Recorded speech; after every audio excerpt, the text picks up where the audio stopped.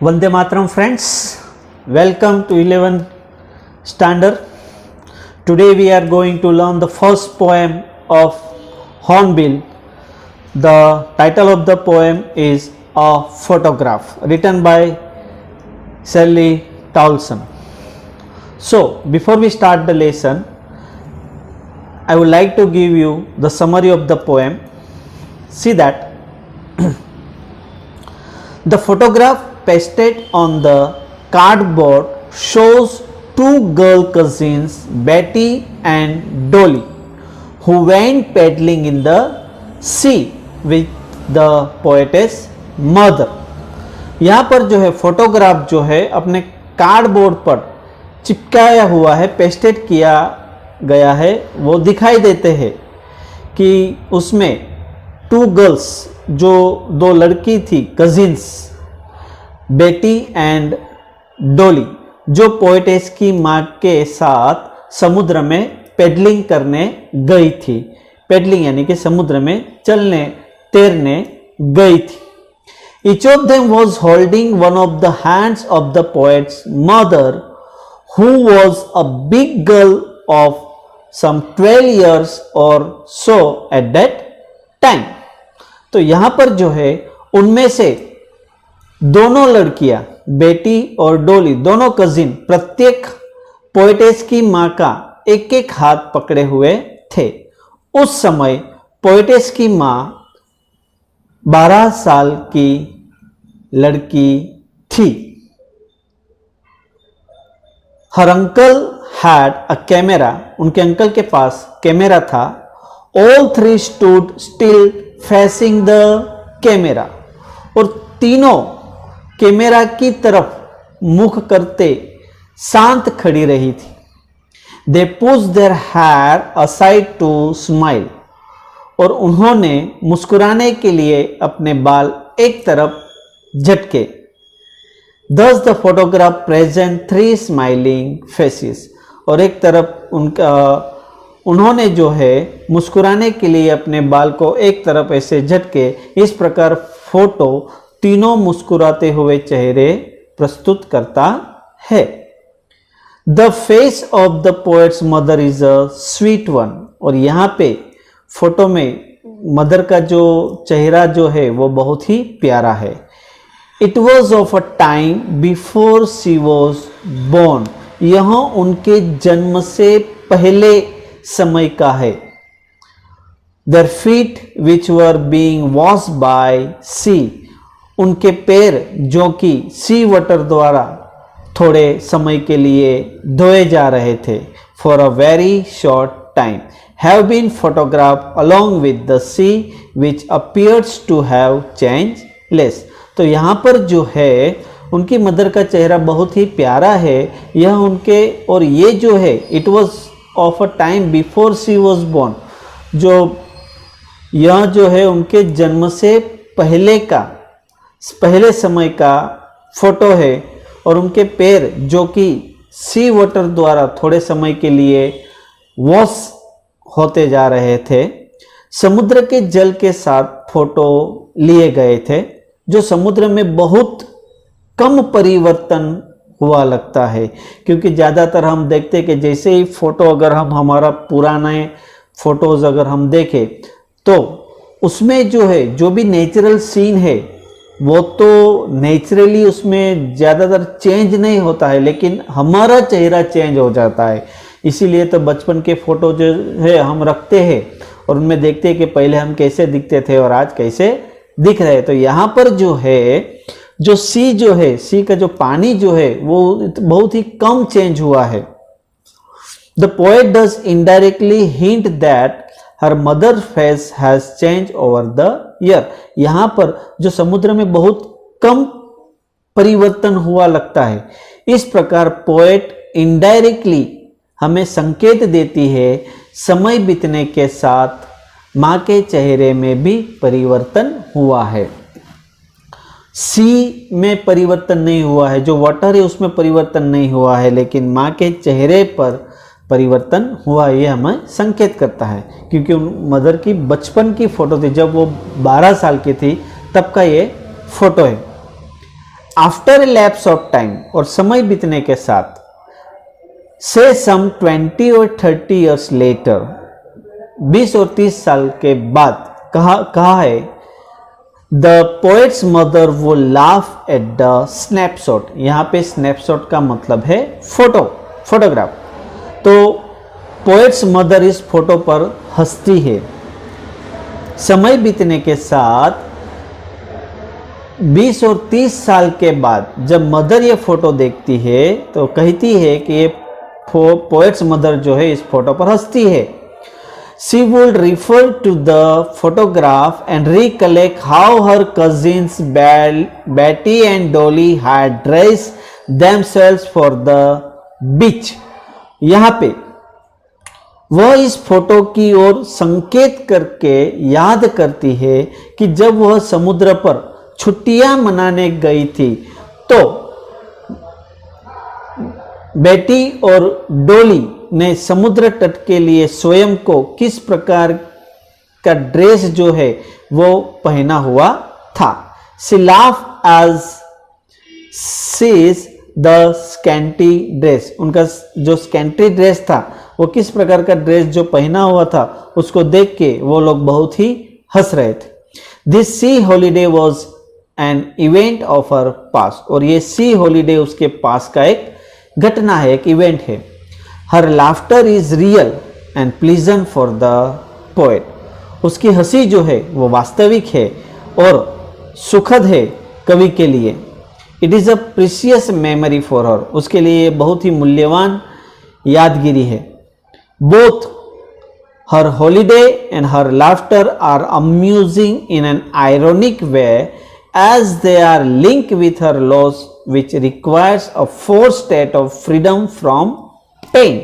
तो यहाँ पे दोनों, उसकी जो हॉलीडे है वो और उनकी हंसी दोनों ही एक विडंबनापूर्ण ढंग से, अम्यूजिंग आयरोनिक वे से आनंददायक है, क्योंकि वे उस हानि से जुड़ी हुई है जिनकी पीड़ा से मुक्ति के लिए बल देने की आवश्यकता पड़ती है। Now the poet's mother is dead for nearly as many years as that girl in the picture lived। Poets की माँ को मेरे लगभग उतना समय हो चुका है जितने समय तक गर्ल पिक्चर में जीवित रही। तो यहाँ पे पोएट्स की माँ को मरे हुए लगभग उतने समय लगा हुआ था जितना समय तक गर्ल पिक्चर में जीवित रही। The poet feels at a loss of words to comment on this event. तो यहाँ पर जो है कवि अपने माँ के डेथ की घटना कुछ शब्द कहने में स्वयं को असमर्थ पाती है। It is a solemn moment and it silence makes her silence. Thus the poetess pays a tribute to her mother. It is the old photograph that moves her to silence। तो यहाँ पर कवि अपने माँ के डेथ की घटना कुछ शब्द कहने में स्वयं को असमर्थ पाती है। गंभीर क्षण है, उसकी चुप्पी जो है उसे शांत कर देती है। और यहाँ पे इस प्रकार पोएट अपनी माँ को श्रद्धांजलि समर्पित करती है। तो ये है उनकी summary. So let's see the poem. The cardboard shows me how it was when the two girl cousins went paddling, each one holding one of my mother's hand, and see the big girl some 12 years or so। Dear friends, यहाँ पे cardboard यानी कि photograph, तो cardboard जो है वो photograph के लिए यूज किया गया है। पहले क्या होता था कि पुराने समय में जो लोग थे वो कार्डबोर्ड के ऊपर फोटो को चिपका दिया करते थे, पेस्ट कर दिया करते थे। दूसरी तरफ कार्डबोर्ड इसलिए भी यूज किया गया है यहाँ पे कि फोटोग्राफ अब कार्डबोर्ड ही रह गया है। तो यहाँ पे दूसरी तरफ कार्डबोर्ड इसलिए भी यूज किया गया है कि पोएट्स के लिए फोटोग्राफ अब कार्डबोर्ड ही रह गई है क्योंकि उसकी मदर की डेथ हो चुकी है। तो dear friends, cardboard means photograph, paddling means wading a boat or swim in the sea, या walking with bare feet in shallow water, walking with bare feet in shallow water, पानी में खुले पांव चलना। So cardboard shows me how it was, जो photograph है वो हमें दिखाती है कि वो कैसा था, वो फोटोग्राफ कैसा था।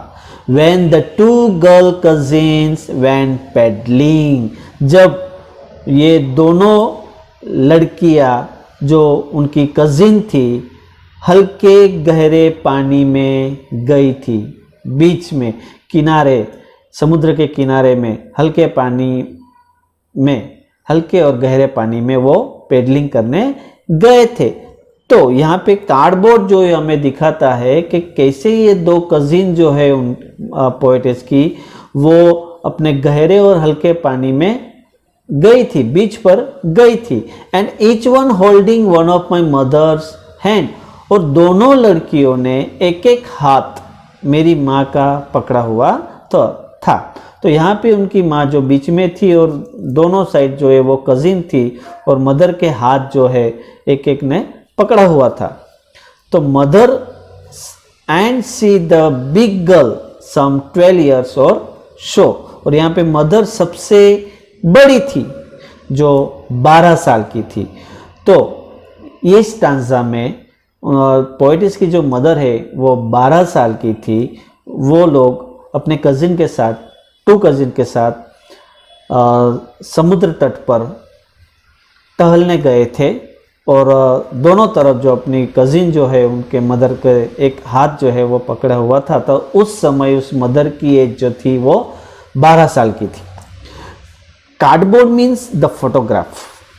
The cardboard here refers to the molded photograph of the mother and her cousin. The three cousins went for sea holiday.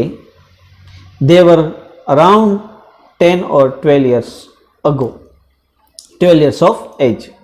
This line have feelings of love, togetherness, innocent, pleasure of the childhood. तो यहाँ पे हम देखते हैं कि उनकी जो feelings जो है लव की, इनोसेंट, प्लेजर की, बचपन की यादें जो है इसमें समेटी हुई है।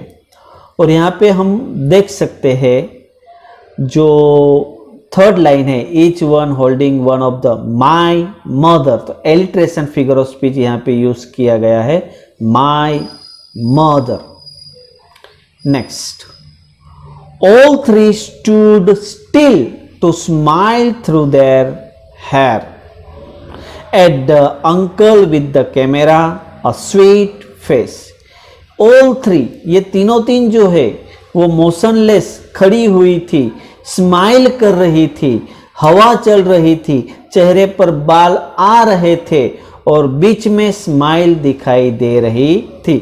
ऐसे वो तीनों जो है वो बिल्कुल हिल नहीं रही थी, वो मोशनलेस खड़ी हुई थी और स्माइल भी दे रही थी। उस समय बीच के पास जो हवा चल रही थी, उनके चेहरे पर जो बाल थे वो उड़ रहे थे, और वो बाल उड़ रहे थे, उसके बीच में ये लोग जो है उनकी जो स्माइल जो है वो दिखाई दे रही थी, और उनके अंकल जो है वो फोटो खींच रहे थे। अ स्वीट फेस, कितना मधुर चेहरा। My mother's that was before I was born, तो ये जो फोटो थी वो पोएटिस का बोर्न होने से पहले का था। Was there terribly transient fit? Terribly transient fit means temporary fit.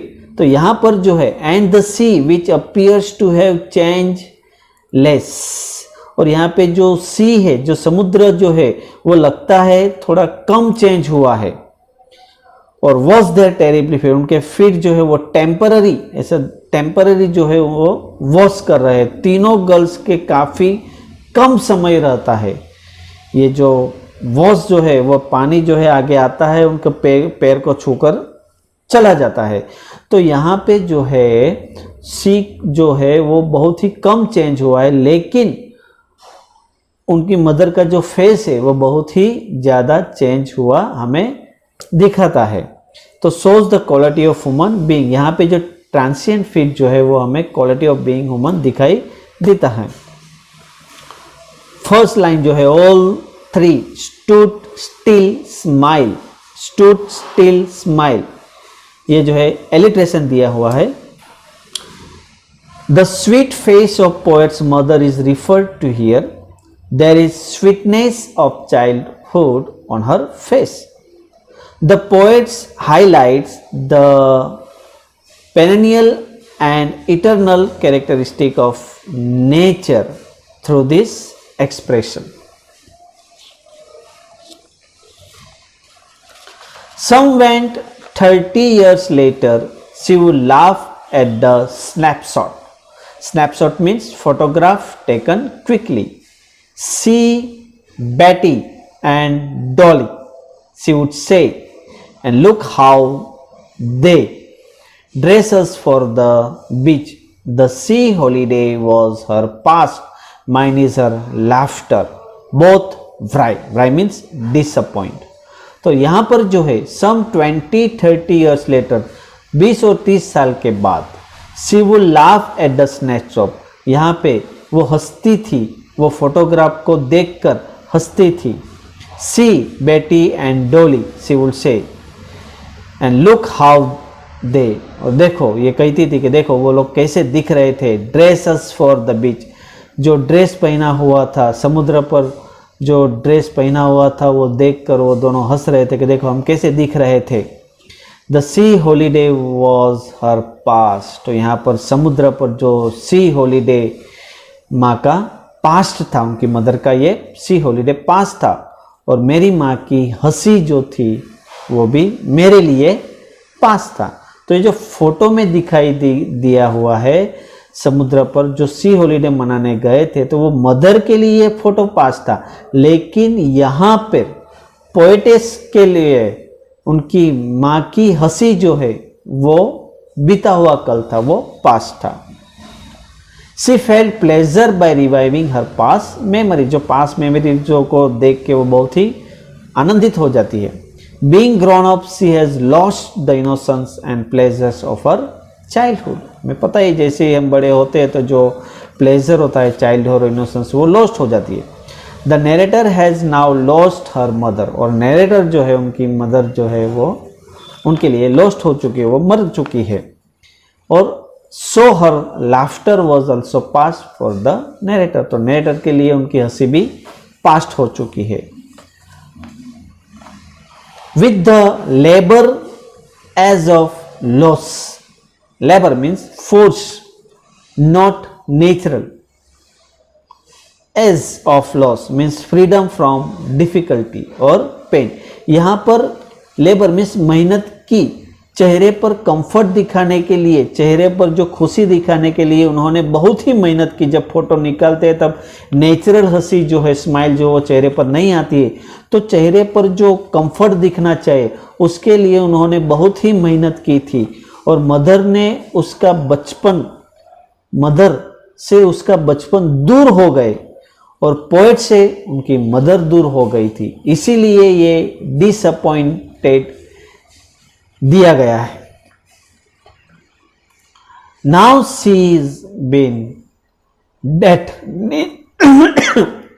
Nearly as many years, और मेरी माँ मर चुकी है और उसकी जो डेथ हुए इतने ही साल हो गए थे. As that girl live and of this circumstances there is nothing to say at all, it's silence silences. और यहाँ पे जितने लड़की ने फोटो खिंचवाई थी वो मदर के पास कहने के लिए कुछ नहीं था सन्नाटा के अलावा, सिर्फ साइलेंस थी. According to the poem she has been died at 12 years. Poet के कहने के अनुसार वो जो है वो 12 साल की थी तब वो उनकी डेथ हो गई थी. The circumstances referred to here are the incident of the death of poet's mother. The poet is in solemn and sad mood. यहाँ पे हम देख सकते हैं कि पोएट जो है वो ही सोलेम और बहुत ही सैड मूड में है। तो डियर फ्रेंड्स, यहाँ पर जो है आशा रखता हूँ कि आपको यहाँ पे समझ में आ गया होगा। तो पोएट डिवाइस के अंदर जो पहले जो है alliteration figure of speech use किया गया है। The same consonant sound is repeated at the start of 2 और मोर कंसेक्यूटिव वर्ड्स।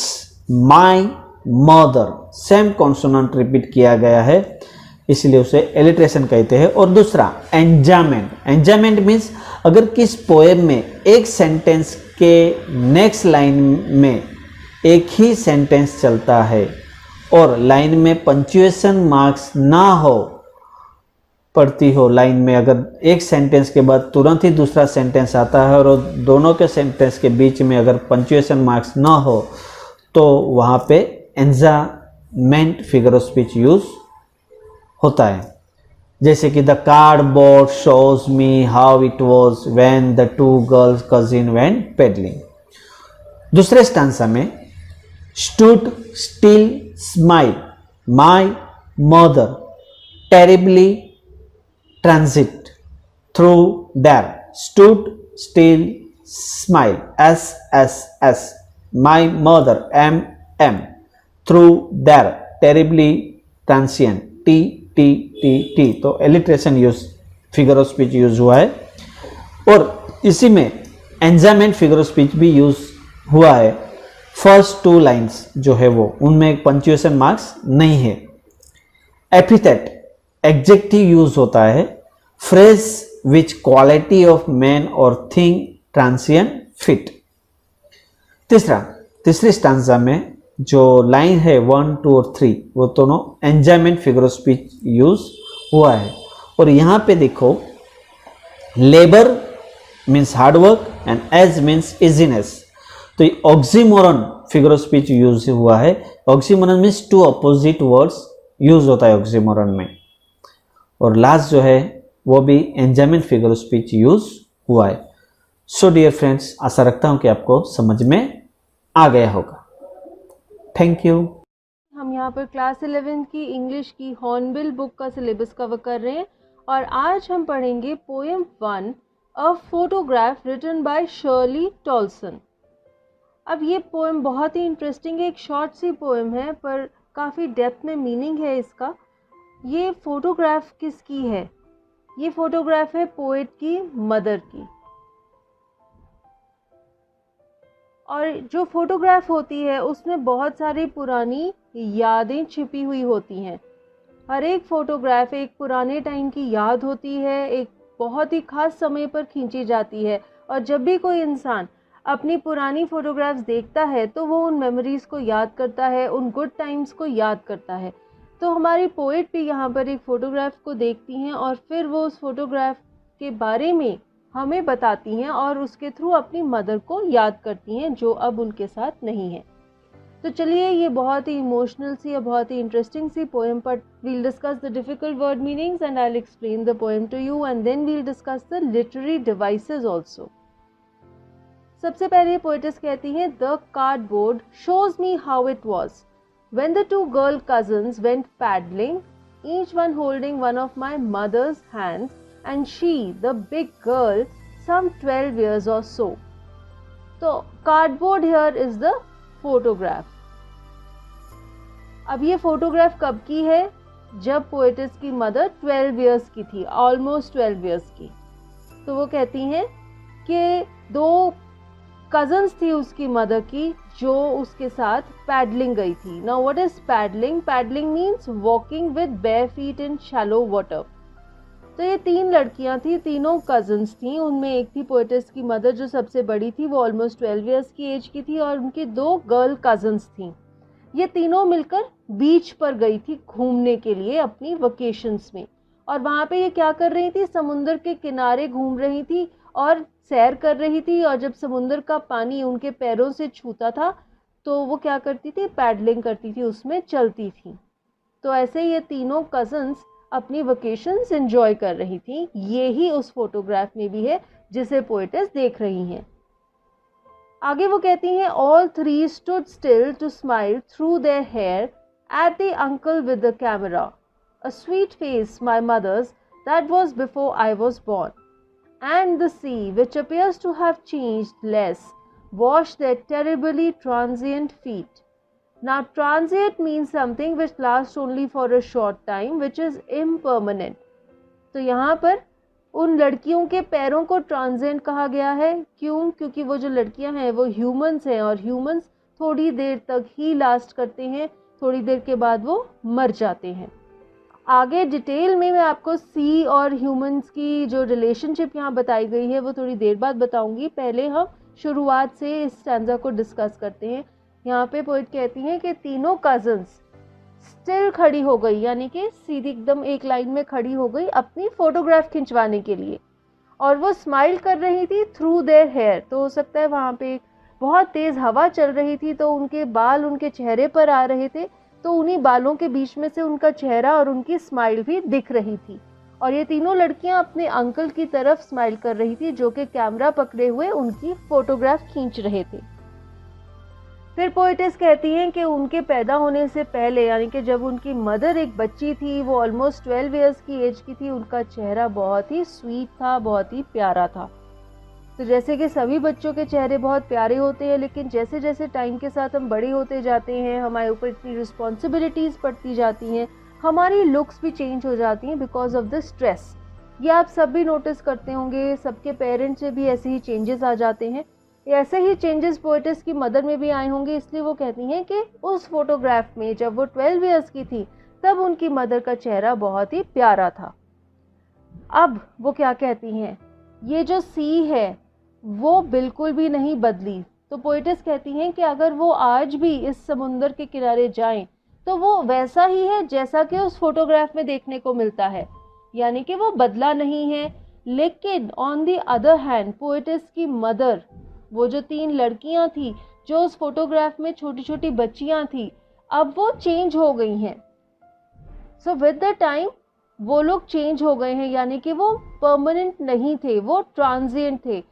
इसीलिए यहाँ पर ये कहा गया है कि जो सी है वो तो बदली नहीं है, लेकिन वो जिन पैरों को वॉश कर रही है, जिन पैरों को छू रही है, वो लोग ट्रांजिएंट हैं। वो थोड़ी देर तक ही धरती पर रहते हैं और फिर वो मर जाते हैं। तो बहुत ही खूबसूरत तरीके से पोएटेस ने अपनी फीलिंग्स यहाँ पर एक्सप्रेस की हैं, अपना सैडनेस एक्सप्रेस किया है कि आज उनकी मदर उनके साथ नहीं है। आगे वो कहती हैं, सम 20-30 years later she'd laugh at the snapshot. See, Betty and Dolly, she'd say, and look how they dressed us for the beach. The sea holiday was her past, mine is her laughter. Both wry with the labored ease of loss. Snapshot here means a photograph. किसी तस्वीर को snapshot भी कहते हैं। And wry means disappointed. Disappoint हो जाना, यानी कि आपने कोई चीज़ जैसी सोची थी वैसी नहीं होती तो आप डिसअपॉइंट हो जाते हैं। फिर पोएटेस कहती हैं कि उस फोटोग्राफ के ऑलमोस्ट 20 या 30 इयर्स के बाद उनकी मदर उस फोटोग्राफ को देखकर हंसा करती थी और कहती थी कि अरे देखो, उनकी जो 2 कजन्स हैं उनके साथ फोटो में, उनका नाम क्या है, बेटी एंड डॉली। तो कहती थी अरे देखो बेटी और डॉली कैसे तैयार हुए हैं और कैसे हमारे पेरेंट्स हमें इतने सुंदर तरीके से तैयार कर कर बीच पर ले जाया करते थे वेकेशंस के लिए। तो पोएटेस की मदर इस फोटोग्राफ को देखकर, अपनी पुरानी यादें देखकर हंसा करती थी।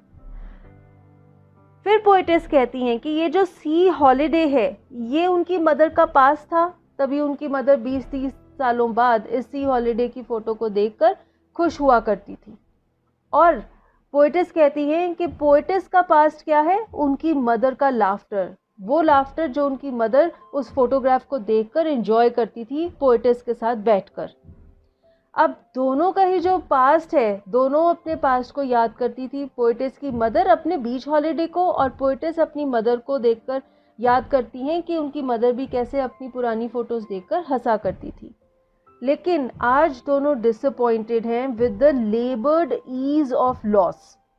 लेबर्ड ईज ऑफ लॉस का क्या मतलब है? आप कुछ खो चुके हैं, आपने बहुत मेहनत की लेकिन फिर भी आपको उस लॉस को एक्सेप्ट करना पड़ा।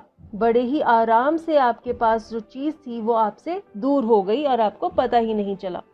तो क्या मतलब हुआ कि आपने बहुत मेहनत की, बहुत मेहनत करके कोई चीज़ बनाई, लेकिन जब वो आपसे दूर हो गई आपको पता भी नहीं चला, इतनी आराम से वो आपसे दूर हो गई। तो क्या चीज़ है जो दूर हो गई? पोइटेस ये कहना चाहते कि उनकी मदर से उनका बचपन दूर हो गया, पोइटेस से उनकी मदर दूर हो गई, और दोनों ही डिसअपॉइंटेड थे, लेकिन वो कुछ नहीं कर सकते थे क्योंकि ये नेचर है, ये भगवान का करनी है और हमें ये एक्सेप्ट करना पड़ता है। इस लॉस को एक्सेप्ट करके ही आगे बढ़ना पड़ता है।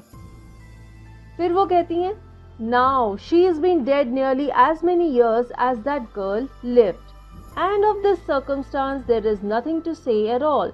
It's silence silences.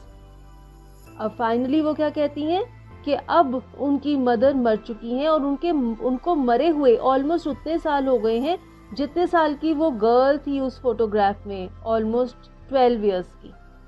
और वो कहती हैं कि इस सर्कमस्टांस का, यानी कि उनकी मदर के डेथ के बारे में वो कुछ नहीं कहना चाहती क्योंकि उनके पास सिर्फ एक ही चीज़ है, वो है sadness, grief at the loss of a mother. और वो कहती हैं it's only silence and silences. तो कहती हैं कि इस लॉस के बारे में उनके पास कहने के लिए कुछ नहीं है, सिर्फ सन्नाटा है। और इसके साथ ही हमारी ये पोएम ख़त्म हो जाती है। एक बहुत ही टचिंग सी पोएम थी और आपने देखा कि कितनी खूबसूरती से पोएटेस ने अपनी फीलिंग्स एक्सप्रेस की कि वो अपनी मदर के ना होने का लॉस पर कितनी दुखी हैं। अब हम इसके लिटरेरी डिवाइसेस डिस्कस करते हैं। सबसे पहले की लाइंस में देखते हैं कौन कौन से लिटरेरी डिवाइसेस यूज हुए हैं।